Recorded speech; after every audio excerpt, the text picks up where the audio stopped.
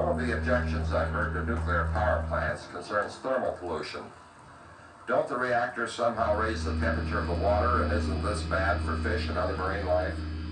All steam electric plants, whether they use coal, oil, gas, or nuclear fuel, produce excess heat which must be disposed of in the environment. The basic laws of thermodynamics limit the amount of heat energy that can be converted to electricity. The rest must be disposed of in some way. With the present state of the art, nuclear plants cannot operate at steam temperatures as high as those used in fossil-fueled plants. Nuclear plants thus are less efficient than conventional plants. About 33% of the heat energy is converted to electricity in a nuclear plant, compared to about 40% at a conventional plant. To dispose of the excess low-temperature waste heat, water is borrowed from a lake, river, or estuary. This water is pumped through the turbine condenser, which is completely separated from the reactor, and returned to the source from 10 to 25 degrees warmer. But the heat is quickly dispersed over a large area.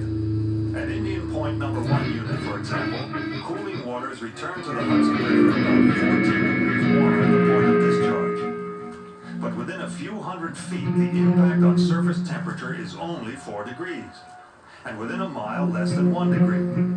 Warm water discharges from all power plants, conventional or nuclear, must be kept within limits set by the state government.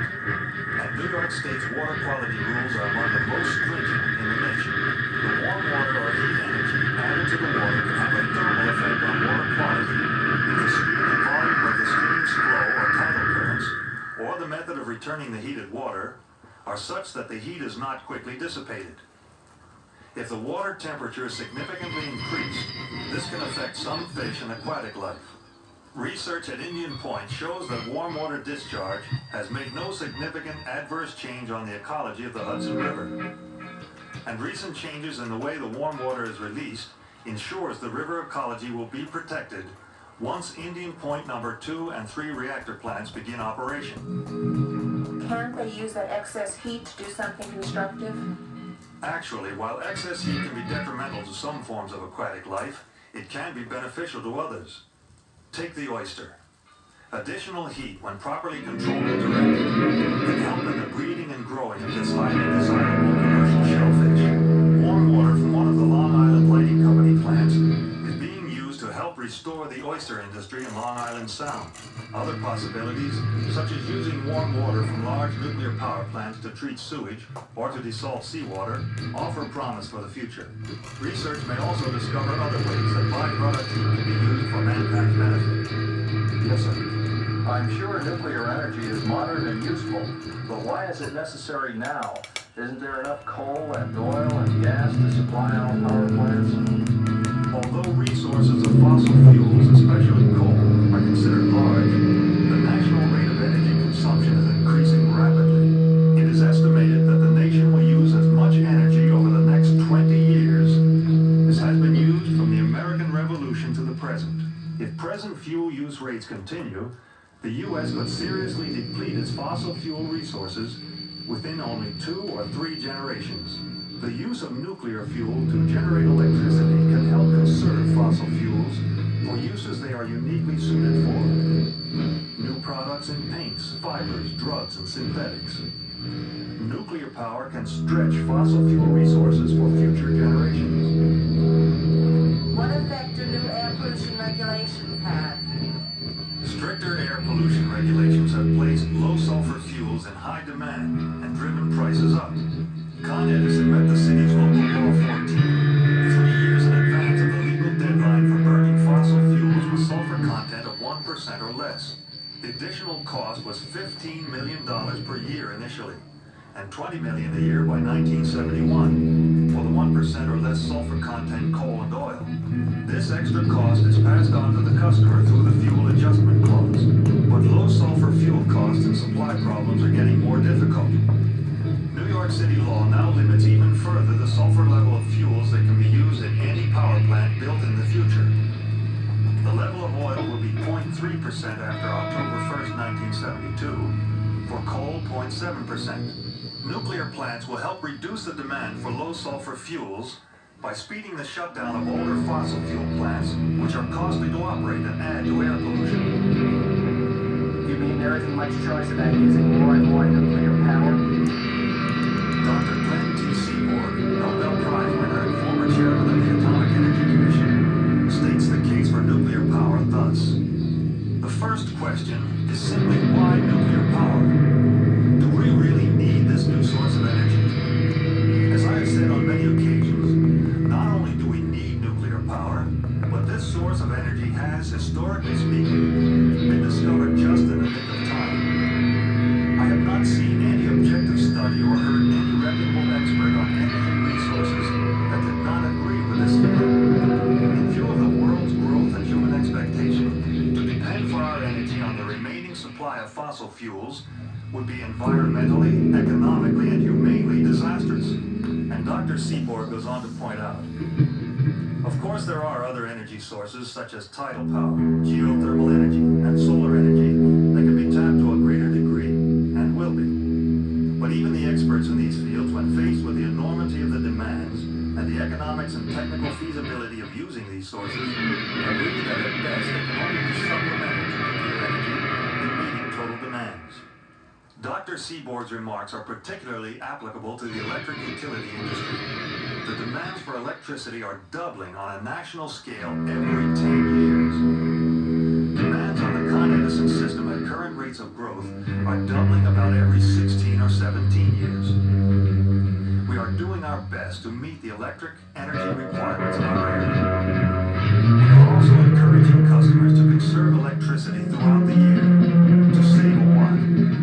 By conserve, we mean use what you need for healthful, safe, and pleasant living, but do not waste. What about the cost of nuclear energy? The cost of producing electricity by any means is increasing because fuel costs are rising. Inflation is driving up the cost of construction, and it costs a lot of money to protect the environment. Even though it costs more to build a nuclear plant than a conventional plant, the cost of fuel is less.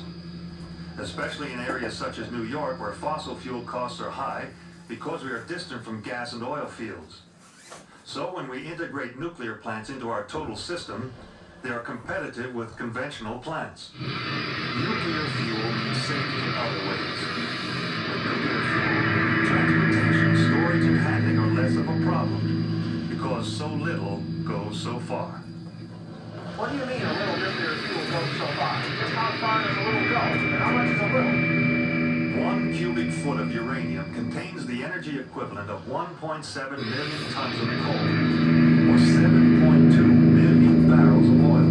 To fuel a 1 million kilowatt coal-fired plant would require 160 railroad cars moving in and out of the plant every day.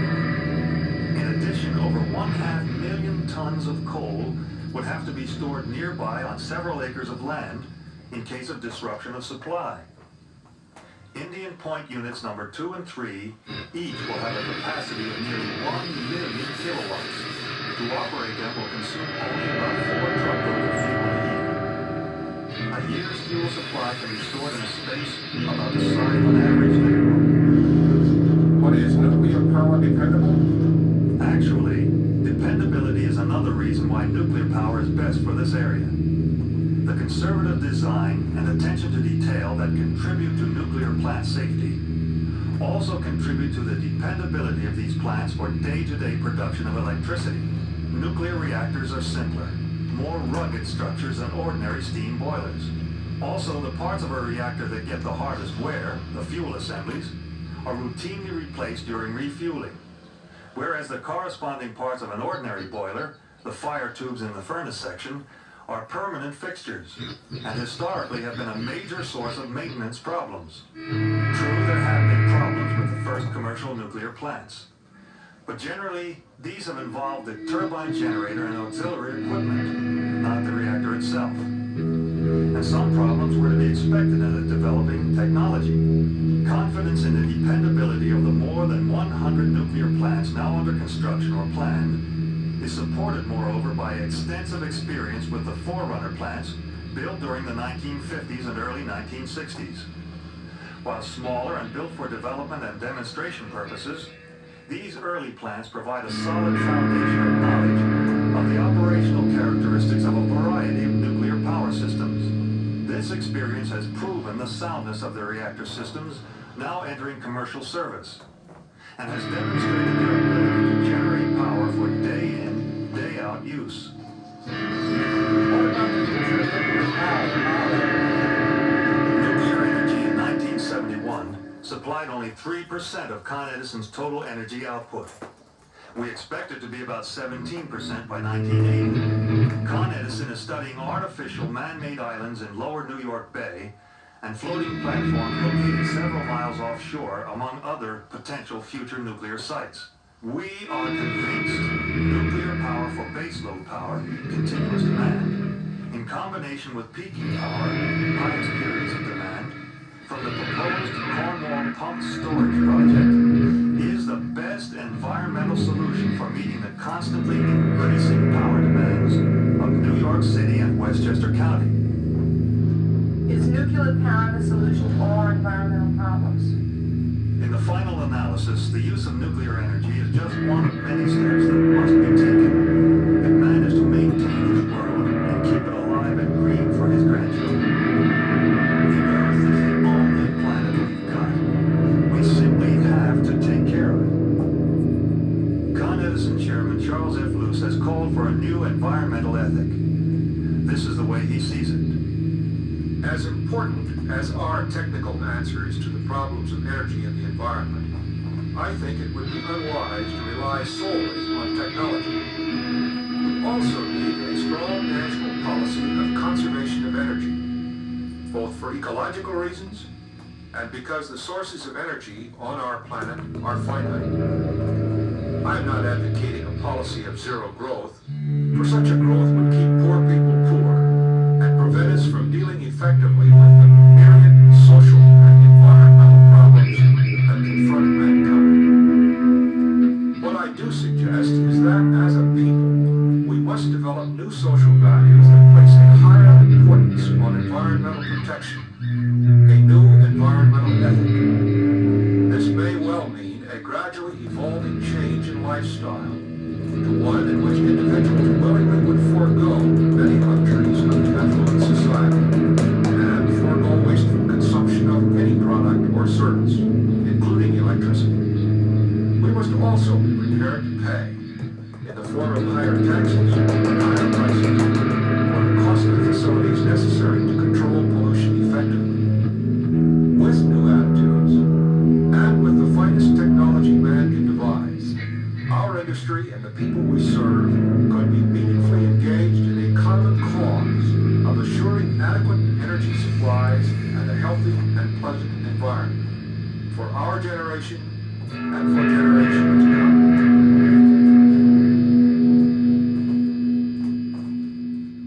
Finest technology man can devise, our industry and the people we serve could be meaningfully engaged in a common cause of assuring adequate energy supplies and a healthy and pleasant environment for our generation and for generations to come.